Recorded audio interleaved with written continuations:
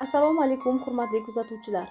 Bugun biz sizlarni Sharof Rashidov tumani axborot kutubxona markazida bo'lib o'tgan 6 Respublika kitobxonlik haftaligi doirasida mazmunli va unutilmas tadbirlar bilan tanishtiramiz.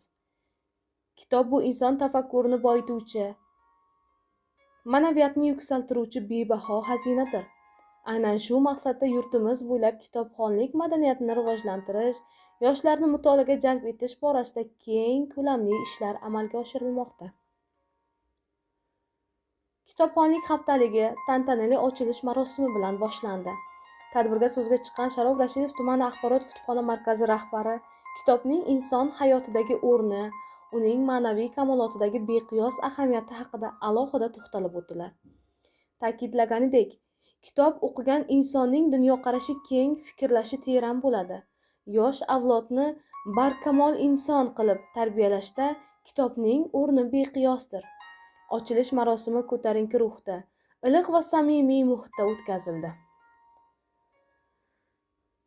Tadbir doirasida turli yo'nalishdagi adabiyotlardan ibratli, boy kitob ko'rgazmasi tashkil etildi. Ko'rgazmada badiiy adabiyotlar, ilmiy ommabop asarlar, bolalar uchun ertak va hikoyalar keng o'rin oldi. Ishtirokchilar o'zlariga manzur bo'lgan kitoblarni tomosha qilib, yangi asarlar bilan yaqindan tanishdilar. Ko'rgazma kitobsevarlar uchun haqiqiy bayramga aylandi. Shuningdek, kutubxona bo'ylab sayohat tashkil etildi.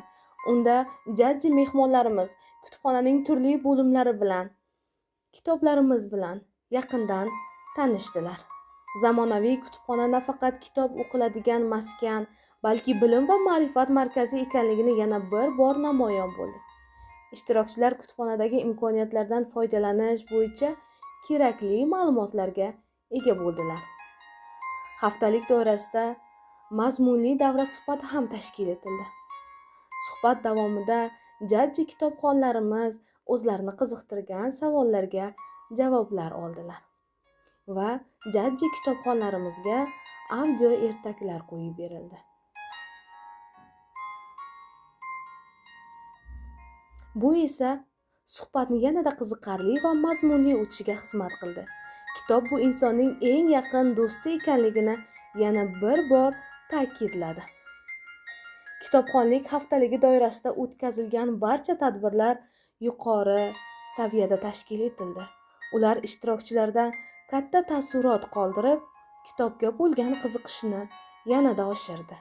Bunday tadbirlar yoshlarning ma'naviy dunyosini boyitishda, ularni bilimli va tafakkurli insonlar qilib tarbiyalashda muhim ahamiyat kasb etadi.